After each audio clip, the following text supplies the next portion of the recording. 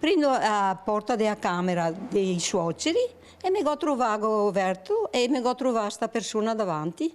E mi ho detto, cosa ha fatto qua? Ho sbagliato a casa. No, ho detto, ti sei un ladro. Un ragazzo giovane sulla ventina si è rivolto alla signora in dialetto. Ho sbagliato casa. Le urla dell'anziana per farlo andare via il marito Giuseppe che la raggiunge, ma il giovane è veloce, già sulle scale, verso l'uscita della casa di via Postumia a Merlengo, di Ponzano Veneto.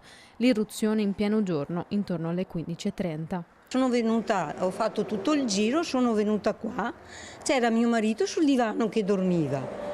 E io avevo detto vado un attimo di sopra e dopo, e sono arrivata alla porta, ho sentito un gran botto. Io stavo dormendo là, non ho sentito niente. Ho sentito un rumore sopra.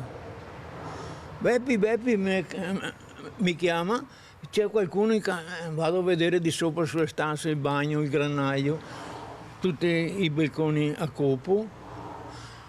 Ho detto per me non c'è nessuno. No, mia moglie fa, c'è qualcuno. Era nascosto dietro la porta. Se l'ha trovato proprio davanti. L'indomani della rapina i due coniugi di 77 e 82 anni sono ancora provati e sotto shock. Il giovane durante la rapina ha prima strattonato l'anziano, strappato il suo girocollo d'oro e lasciato poi cadere a terra. Mi ha dato un strettone qua, mi ha tolto il girocollo che avevo, è scappato a piedi per la strada per là il bastone. Mi ha fatto male qua e stanotte ho dovuto andare al pronto soccorso. Cosa pensa? Maledetti. Come sta lei adesso? Beh, adesso non ho tanti problemi.